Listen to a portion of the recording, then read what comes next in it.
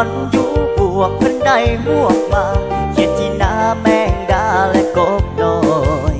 มือนี้เฮียนคอยประมาณ6 โมงแลงเพิ่นเฮ็ดแนวกินแรงหอมเย็นกินตำดังมีตำบักหุ่งหมกพวกและกุ้งหางถอนในใจดังๆกำลังนั่งแม่คอยใส่เครื่องอย่างที่หอมอยากสิให้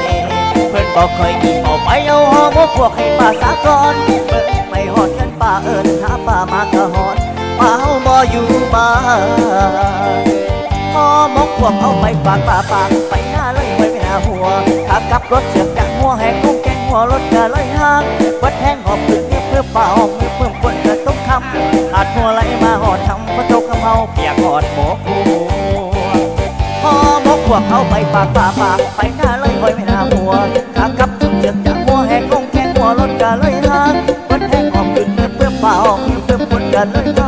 ำมาหอดทำกระตุกคำเฮาเปียกหอดหมกทำ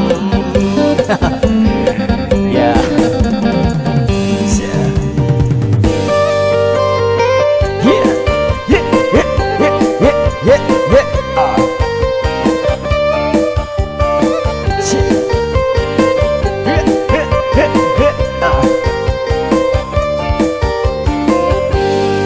ระยะทา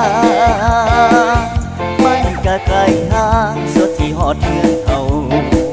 หมดเวลาผู้อยู่ดอกว่าเป็นลูกใส่เอา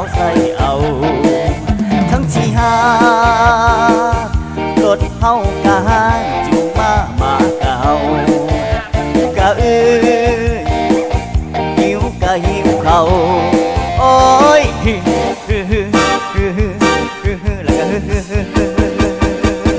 หอมกพวกเอาไปฝากป้าปากไปหน้าเลยไว้หน้าหัวขากลับรถเสือกจังหัวแหกงงแกงหัวรถกะเลยห่างวัดแทงหอบขึ้นเพื่อป่าหอบเพื่อคนกระตุกคำอาจหัวไหลมาหอดทำประตูคำเฮาเปียกหอดโผ